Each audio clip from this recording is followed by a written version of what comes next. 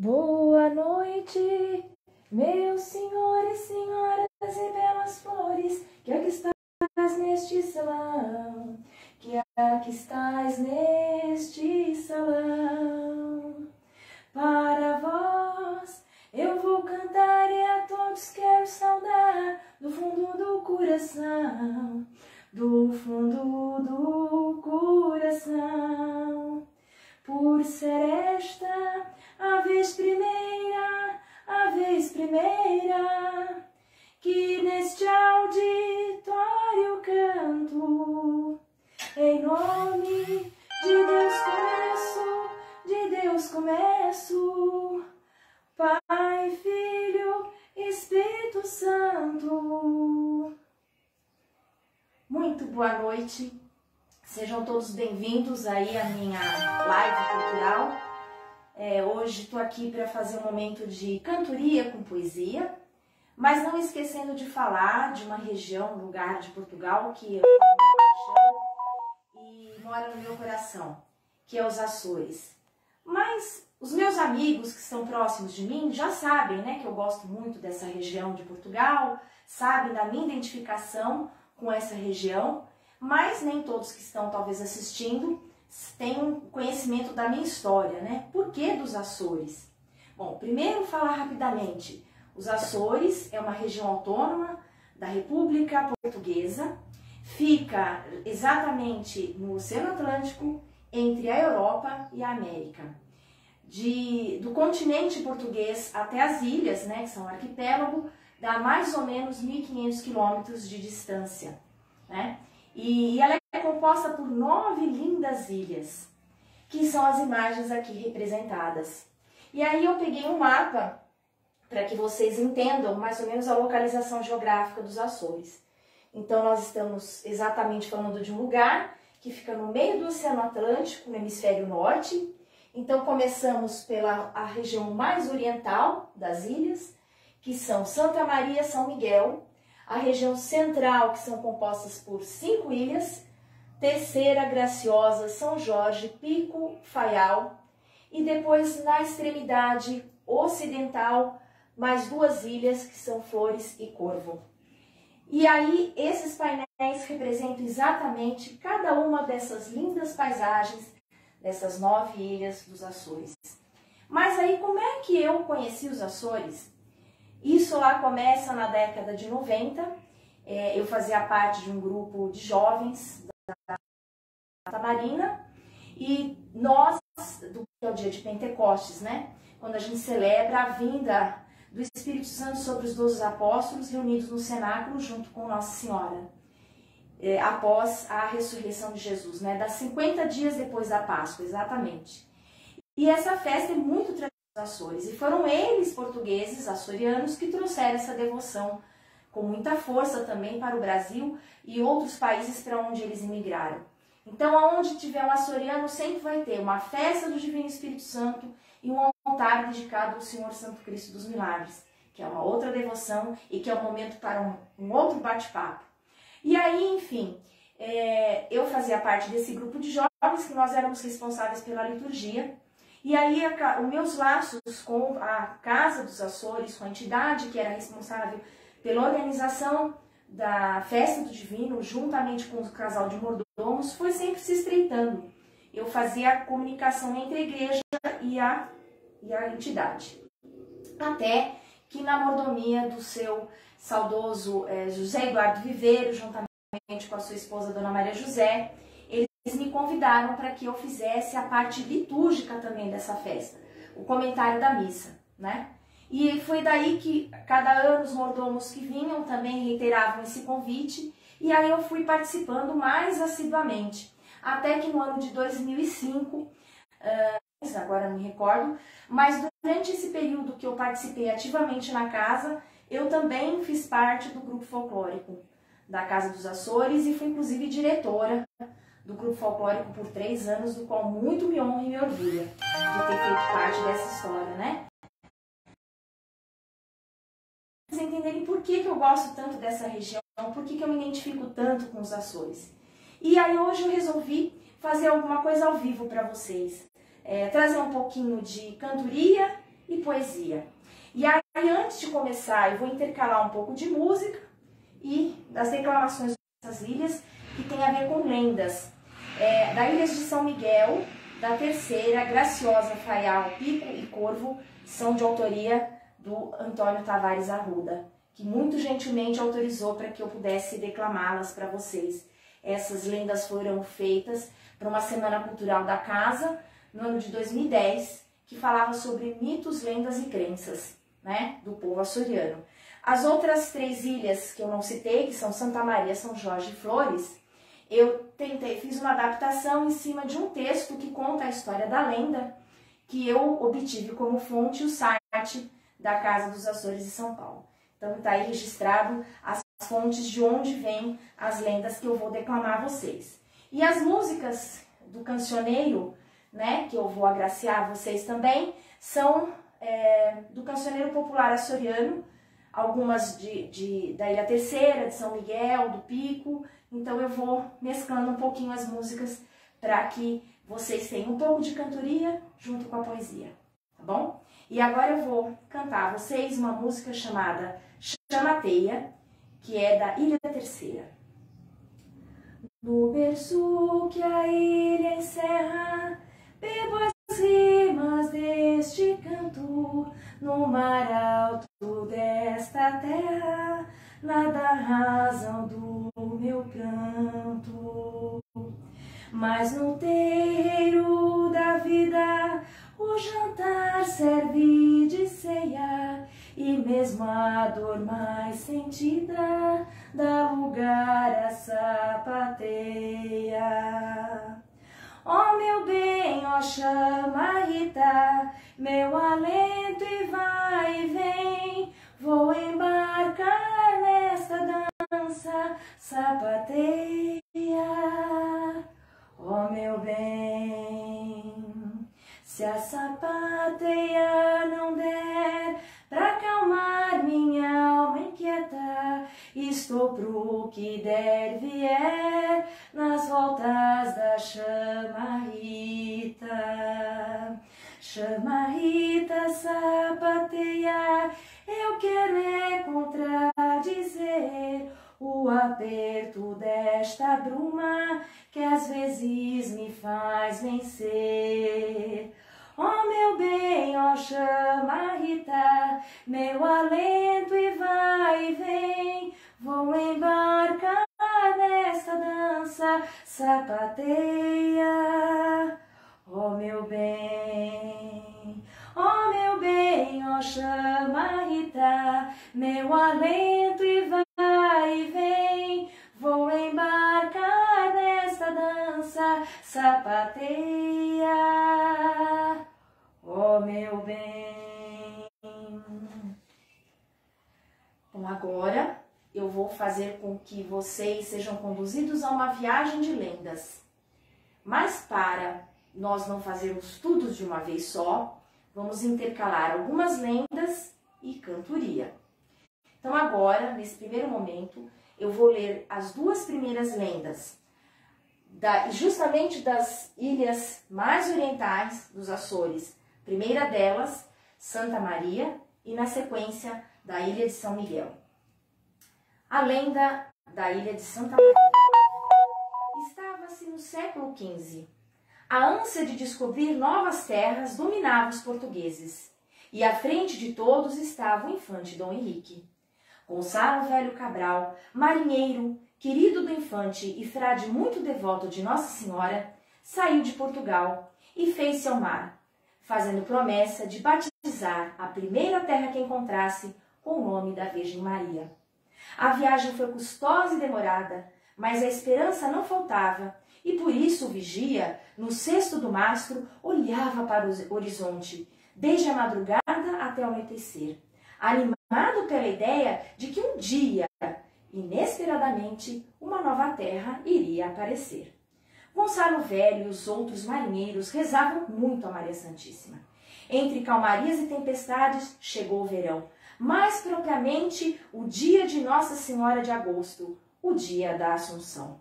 A manhã começou a raiar, clara e suave. O gageiro já estava no seu posto de trabalho na gávea e olhava em frente. De repente, uma nuvem diferente apareceu.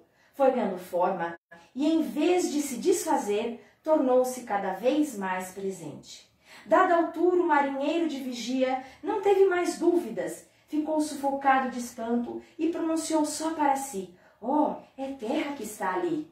Depois, com toda a força do seu corpo e de sua alma, elevou a voz para que todos pudessem ouvir e gritou: "Terra vista! Terra vista!" Gonçalo Velho, os frades e os restantes marinheiros tinham começado o dia, como sempre, rezando o terço à Virgem Maria. Quando o gageiro lançou o grito, já tinham iniciado a reza e, neste preciso momento, declamavam Santa Maria. Houve grande alegria entre os tripulantes que, comovidos, se abraçaram. Gonçalo Velho considerou ter dado um milagre de Nossa Senhora, a lembrar-lhe a promessa que tinha feito. Aproximaram-se da terra, puseram pé na primeira ilha dos Açores a ser encontrada e logo ali a batizaram de Santa Maria. Expressão dita pelos marinheiros quando a ilha foi avistada.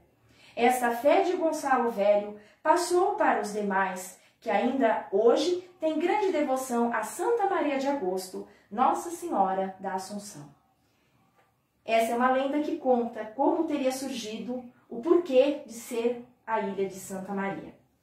E agora a próxima lenda é de autoria o poema do Antônio Tavares Arruda, açoriano, né, da ilha de São Miguel, e da ilha justamente da qual agora eu vou declamar um poema, a lenda das 7 cidades. Na era das descobertas, o imaginário era tanto que mitos e lendas secretas surgiam por todo o canto. Buscava-se em terras distantes o ouro para a nação, especiarias na Índia, reino de Preste João. No imaginário de então, tudo gira nessa crença, dílias em profusão desde que o medo se vença. Por força de antigos ditos, os Açores e suas ilhas, dessas lendas, destes mitos, seriam as tais maravilhas. Monte Brasil imponente, 7 cidades revela, em cada lagoa existente, lendas que se diziam belas. E é sobre as 7 cidades o que se vai conhecer. Entre tantas novidades, a velha história entender. Conta a lenda que, afinal, mouros a Ibéria invadiram. Dominando Portugal, muitos da pátria partiram. Entre eles 7 bispos, para sua fé preservar. Todos eles sendo vistos no barco a navegar. Rumaram para a ilha distante, envolto em bruma e magia, vivendo naquele encanto como cada qual queria. 7 cidades, Antilha, seria o nome dela, paraíso aqui na terra, afortunada e tão bela. Muitos também desejaram viver ali, acostar, até que ali aportou certa nau ao navegar. Fundearam por 3 dias, na mítica 7 cidades, sondaram-lhe as maravilhas, suas gentes novidades. 2 frades ali visitaram palácios, o rei e seus usos, de modo que confirmaram a origem desses lusos. E retornando ao navio, senhora Penha de França, a ilha então visitada tornou-se mera lembrança. Desapareceu a tal ilha, que pelos frades foi vista, mas ainda quem diga que a tal terra ainda exista. Nos Açores, em encanto, na maior das suas ilhas, era o bem se revelando, ora envolto em brumas frias. Afirma a lenda de então, entre outras novidades, existir tal região no Vale 7 cidades. Local de extrema beleza, de São Miguel postal, paisagem de suma leveza, maravilha em Portugal. Inclusive esse das 7 cidades que eu acabei de declamar é referente a essa paisagem aqui, que ela forma um lago verde e no outro azul, né? É realmente uma maravilha poder contemplar isso ao vivo. Agora eu vou saudar um pouquinho vocês com uma música originária da Ilha de São Jorge, chamada Saudade. Tem 7 letras apenas, tem 7 letras apenas, tem 7 letras apenas, a palavra saudade. Que palavra doce e triste,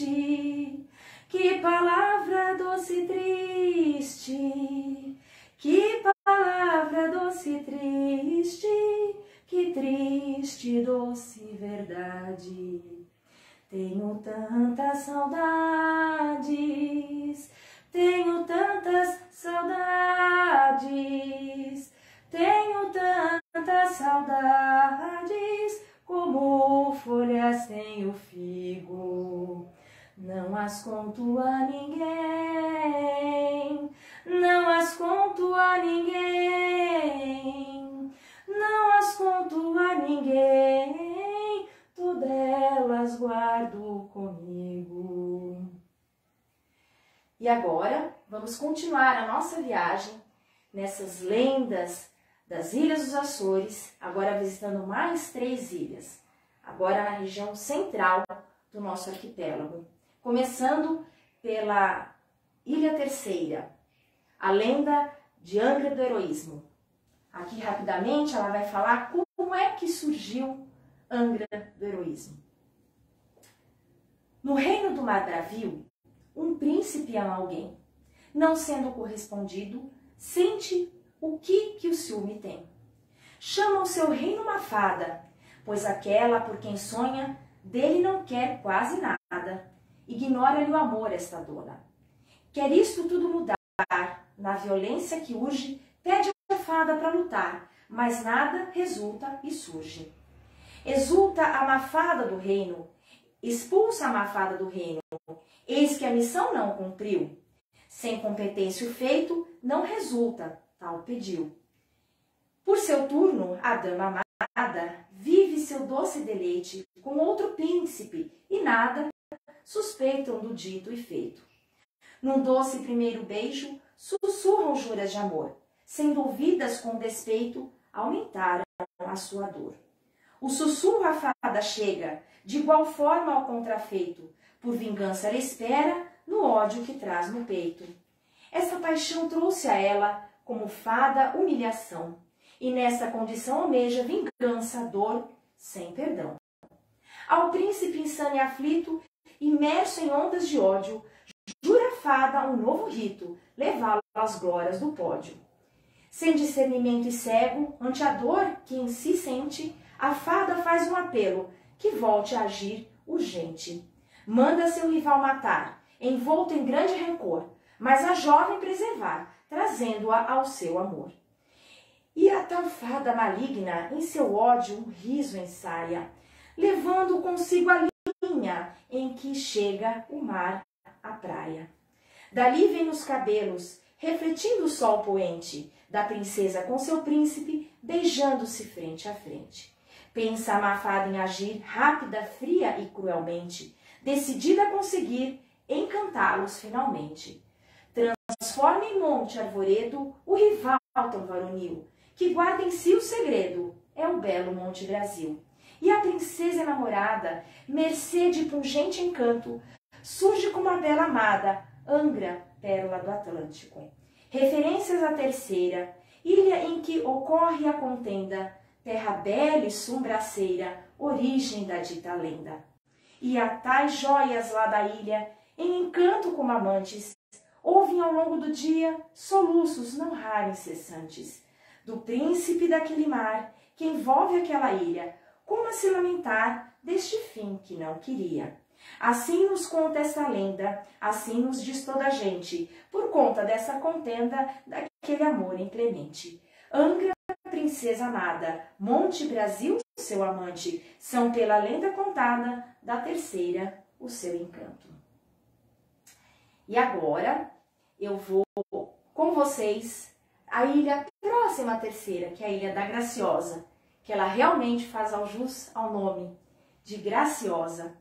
E essa lenda é uma lenda talvez bem conhecida e muito retratada em outras literaturas, que envolve 2 figuras muito populares, a sereia e o pescador. Certo pescador a andar pela praia escutou lamentos e um choro triste, por isso se aproximou. Guiava-se por esses ais, caminhando na areia, até na praia encontrar formosa e bela sereia. Ante a cena inusitada, ficou o bom pescador, de tal modo admirado com a sereia e sua dor. Gentil, perguntou-lhe então, por que estás tão triste assim? Dizendo-lhe a bela sereia, chega cá ao pé de mim. Vim nas águas a esta praia, mas logo a maré rebaixou. Sem perceber cá fiquei, até que o Senhor me encontrou. Apontou-lhe a linda cauda, dizendo, preciso voltar. O homem então lhe pediu, em troca, uma pedra do mar. Daquelas que do céu caem e ficam no fundo a cismar. Assim concordou a sereia, de modo a água voltar.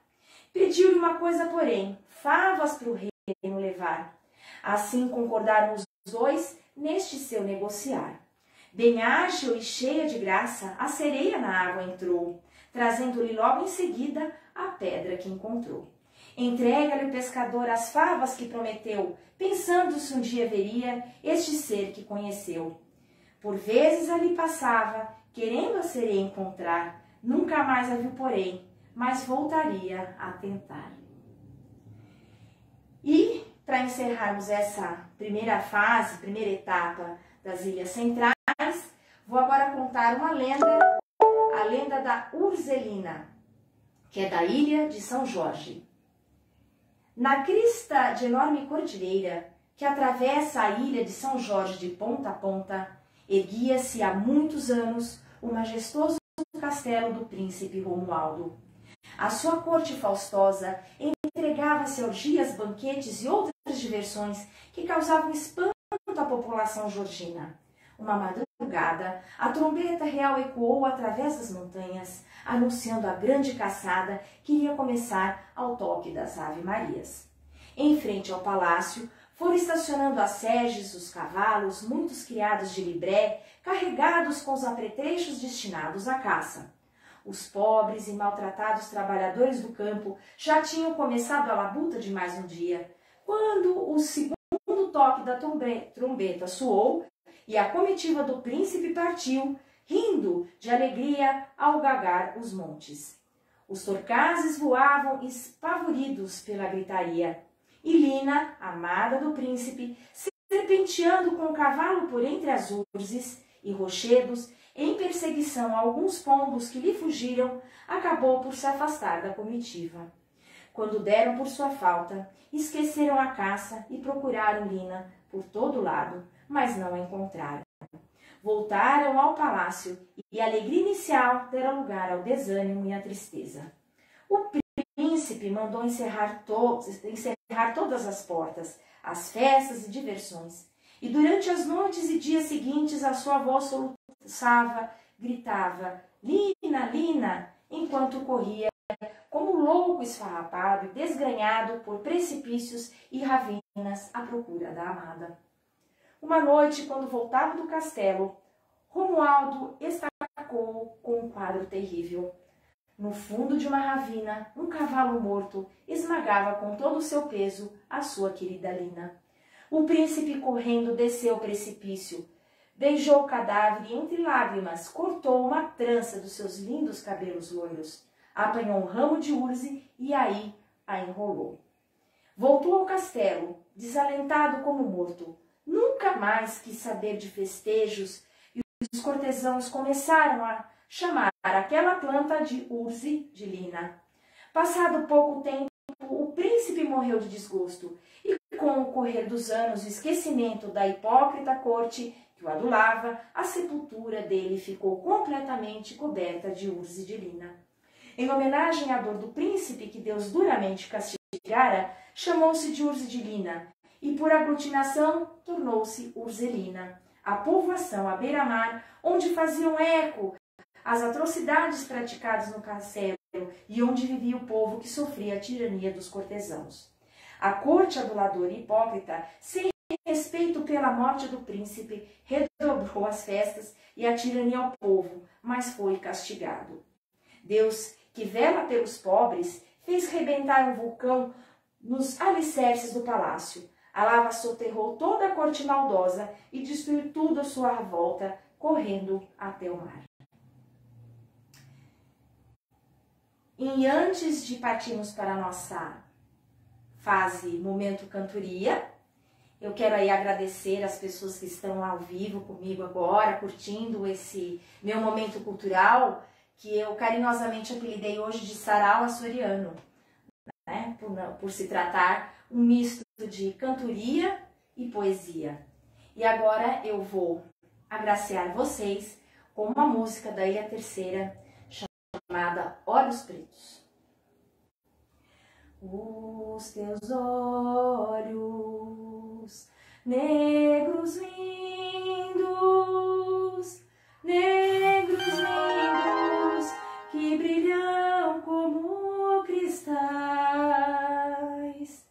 Os teus olhos negros lindos, que brilham como cristais. Ai, devem ser dos seus vindos, ai, devem ser dos seus vindos, só de lá vem coisas tais. Ai, devem ser dos seus vindos, ai, devem ser dos seus vindos, só de lá vem coisas tais. Os meus olhos de chorar,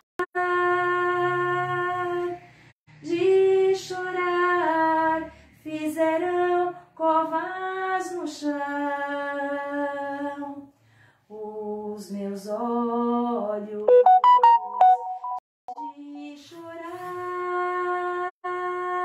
de chorar, fizeram covas no chão. Ai, os meus choram pelos teus, os meus choram pelos teus, e os teus por que chorarão? Ai, os meus choram pelos teus, os meus choram pelos teus, e os teus por quem chorarão.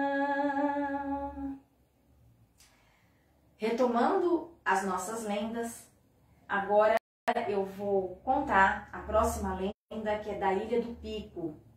Mas antes de falar um pouquinho dessa lenda, eu quero explicar uma coisa para vocês que estão aí me acompanhando agora. Na época dos baleeiros, né, que vai se tratar a história de um valente baleeiro, os que moravam nas ilhas não tinham talvez muitos recursos, não é, para poder ter a carne, enfim, a alimentação.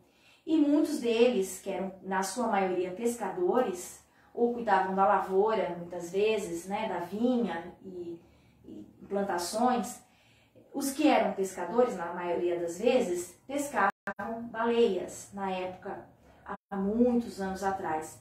Porque através das baleias, eles tinham carne para um bom período, não é?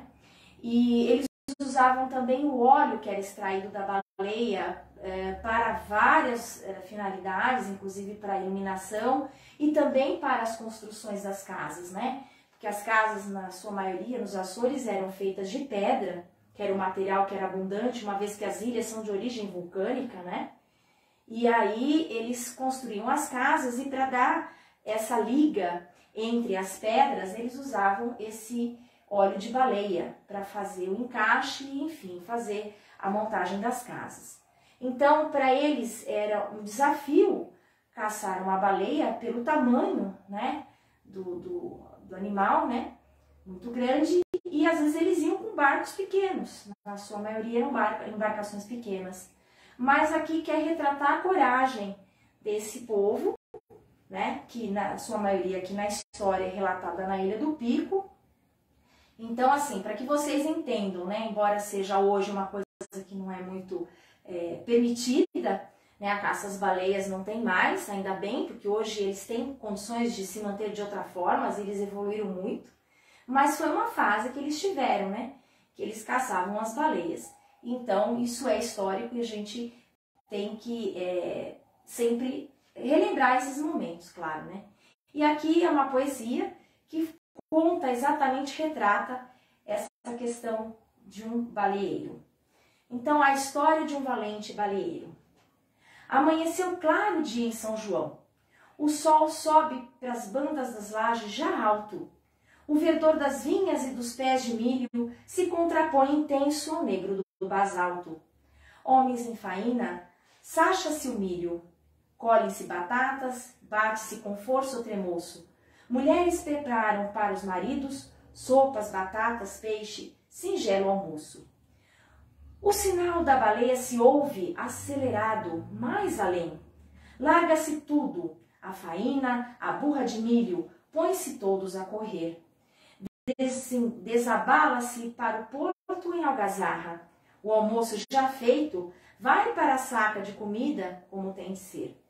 Arreiam-se os botes, sai-se em expectativa mar afora, até desaparecer-se em distante horizonte. Encontram finalmente a baleia, o esparmacete, avaliada para mais de 100 barris de óleo, feito o desmonte. Tão grande é, pois, o cetáceo que gera rebuliço, não apenas pelos ganhos que virão para o sustento, mais que isso, pela batalha vencida contra a tremenda criatura, frente a frente. Preparam-se os homens para desafiá-la, pensando nisso. No instante, a baleia desaparece, mas surge mais adiante. No bote que primeiro se põe em posição, forte picaroto curva o corpo, preparando-se para atirar. Contra o fenomenal animal, um certeiro arpão. Mistura-se nessa contenda confusão e alegria. Sendo grande o cetáceo, arranca-lhe de primeira a celha e a linha. Leva-lhe também uma segunda quase inteira. Amarra-a no bote, então o homem, com a desmensurada força que tinha, mas afinal, enroscado a linha, é amarrado mar afora. Eis que a força animalesca prepondera. Vendo tal cena, o oficial da operação grita: não, não! Ante a madita que atinge o forte homem tão severa. Frente ao destino que se abateu sobre o herói, frustrada a busca, todos retornam em silêncio. E as costumeiras discussões não se ouviram, depois de noticiados os parentes, luto intenso. Por alguns dias chorosos se ouvem, e as carpideiras tristes expressam a sua dor junto aos amigos. Velhos parceiros rememoram uns aos outros daquele homem, casos, valentia, feitos antigos. Para desencargo da consciência ainda inquieta, lançam-se ao mar. Alguns amigos indo à procura daquele homem o corpo para lhe dar um enterro digno. Quando à distância vislumbram entre si cena difusa, avançando em seus botes vem afinal grande baleia, a boiar no meio do mar, morta de certo, e sobre ela o valente baleeiro e seu arpão, dizendo: só agora que chegaram? Reclama ele junto aos amigos pela demora, fumando grosso cigarro feito de palha. Dizia isso como que sentado à própria mesa, reclamando com alguém que o atrapalha. Eis bela lenda que nos diz com certa graça da valentia picarota emblemática, signo do pico, ditosa ilha soriana, terra de valentes baleeiros e de sua prática. Essa é mais uma das lendas de poemas feitos pelo meu caríssimo Antônio Tavares Arruda, hoje diretor cultural da Casa dos Açores. A próxima lenda, agora nós vamos para a Ilha do Faial. E na Ilha do Faial vai contar uma história muito engraçada, de uma coroa inusitada. Vamos lá. Chama-se A Lenda da Coroa Real dos Cedros do Faial. Desde o domínio castelhano, os Açores eram esquecidos, e mesmo antes, aproveitando-se disto, piratas e corsos açucapa sempre atacavam seus humildes habitantes. Eram vítimas dessa sina as várias ilhas, notadamente as menores e distantes. Extrai-se-lhe os parcos pertences nesta sina, que a tanto custo adquiriram muito antes. Em certa ocasião, um pirata mouro infiel quis atacar a boa gente do Faial. encontraram os mouros resistência na peleja e, afinal, desta vez, deram-se mal. Liderava tais piratas o próprio rei, que ao fugir esquece ali sua coroa imperial. Peça magnífica, lavrada em prata, jamais vista, para reavê-la, volta de novo ao Faial. Que volte o barco ao Faial, ordena o rei, quero de volta a minha coroa preciosa. Descem na ilha e a procuram em sigilo, tristes retornam ante a perda imperiosa. Eis que ao retorno dos piratas infiéis, certa mulher que nos cedros residia, a usou numa perna, feito um anel. Assim agiu, pois que um anel lhe parecia. E assim fez agindo deste modo enquanto pôde, até que afinal o rei partira. Conta a lenda que do uso a perna inchou, mesmo tentando a tal coroa não saía. Tentaram várias maneiras de atirarem, utilizando para este fim cinza e sabão. Era mister arrancar a tal coroa, tentaram tudo, até chegarem à exaustão. Afinal concluíram por cortá-la, com cuidado, pois não tinham opção. Retirando-a, soldaram novamente, entregando-a à freguesia em doação. E foi assim que essa coroa inusitada foi juntada às coroas do divino, sendo alta tão rica e valiosa, aos faialenses foi levada por destino. E é assim tão preciosa que, afinal, uma réplica desta peça se usou, guarda original mordomo a cada ano, com a corte que a solda unificou.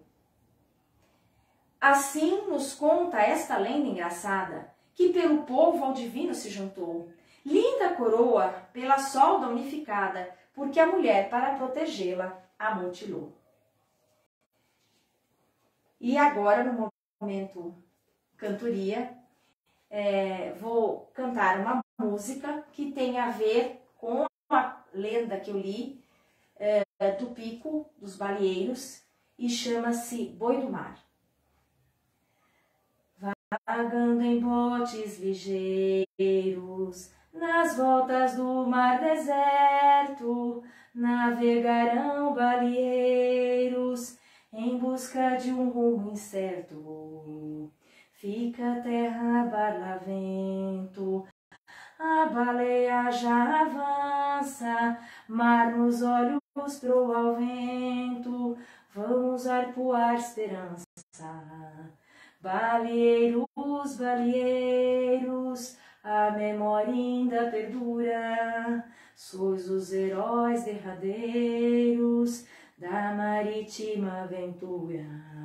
Baleeiros, baleeiros, a memória ainda perdura, sois os heróis derradeiros da marítima aventura. A baleia é o boi do mar, quem tombou na agonia, rema, rema é só remar, já findou o negro dia. Quem plantou o sonho nas águas, quem do arpão fez o seu pão, quem sofreu tamanhas mágoas em vendavais de emoção.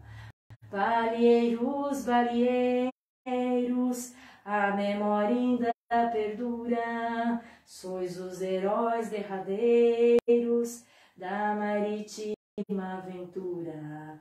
Baleeiros, baleeiros, a memória ainda perdura, sois os heróis derradeiros da marítima aventura.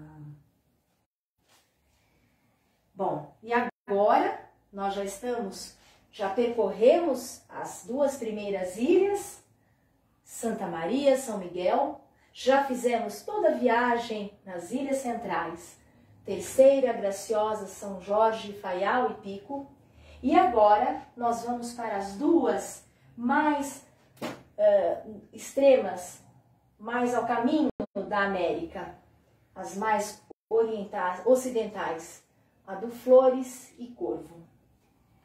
E a história agora que eu vou contar a vocês é da linda Ilha das Flores, história das 7 caldeiras.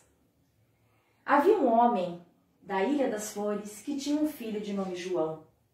O rapaz era muito sonhador, simples e bom, como tinha a fama de ser toda a gente daquele lugar. Um certo dia, João ia pelo caminho afora, carregado com bilhas de água. Tinha ido buscar longe, sozinho a sonhar, um pé na terra e outro no luar. Encontrou a certa altura uma poça de água no caminho e disse para si mesmo: noutros lugares há lagoas e caldeiras muito lindas. Aqui na minha ilha não há. Vou mais é fazê-las. Pegou numa das bilhas de barro que trazia cheias de água e despejou-as no chão. Com a facilidade com que tinha sonhado em fazer as lagoas, logo se formou a primeira caldeira. O rapaz deu pulos de alegria e pensou: sempre que poças de água encontrar, muitas bilhas vou jogar. Ali à esquerda estava outra poça mais profunda, e o rapaz, com confiança, vazou outra bilha d'água. Formou-se outra vez uma lagoa muito funda. Teve que ir de novo encher as bilhas. Levado pelo sonho, foi andando pela ilha, tendo encontrado ao todo 7 poças, onde foi deitando água. Assim se formaram a caldeira funda das lajes, onde poderia flutuar um grande barco.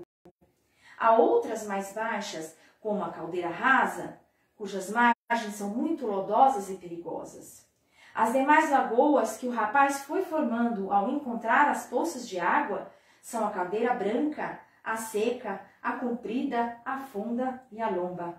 Tornaram-se todas muito diferentes, mas muito bonitas, de águas limpas e transparentes, como foi desejo do rapaz que sonhou e as fez tão contente. Essa é uma lenda para justificar, a origem das caldeiras nas ilhas, mais especificamente nas Ilhas das Flores. E agora a última lenda da 9ª ilha, que é a Ilha do Corvo, é uma lenda muito graciosa, todas são graciosas, mas essa em especial me toca bastante pelo seu final. Eu quero que vocês prestem bastante atenção. Num dia de mar bem manso, lá pelo século XVI, alguns homens em descanso pescavam depois das 6. Outros catavam gravetos que ali as ondas jogavam. E neste catar dos espetos, bela caixinha encontraram. Estavam em porto da casa, do Corvo região tão singela. Cada qual especulava sobre o conteúdo dela. Com certa curiosidade, abriram a caixa afinal, vendo com acuidade que nela havia um sinal. Lá dentro, tão pequenina, muito bem acomodada, havia uma linda santinha do Rosário Imaculada. A notícia alviçareira ecoou no povoado, chegando para a gente inteira notícia daquele achado. Continha a caixa uma escrita, alguns outros a leram. Fosse feita uma ermida que entre si prometeram. Seria uma ermida singela, mas feita com fé tamanha, e nisto encontro da santa pelas ilhas correu a fama. Até em Lisboa se ouviu a história do achado. Por lá a imagem partiu, com o povo inconformado. Foi para a metrópole levada, colocada em bom altar. Mesmo bem acomodada, a santa não quis ficar. Revoltados os corvinos, nada puderam fazer. Oraram, cantaram hinos, para o milagre acontecer.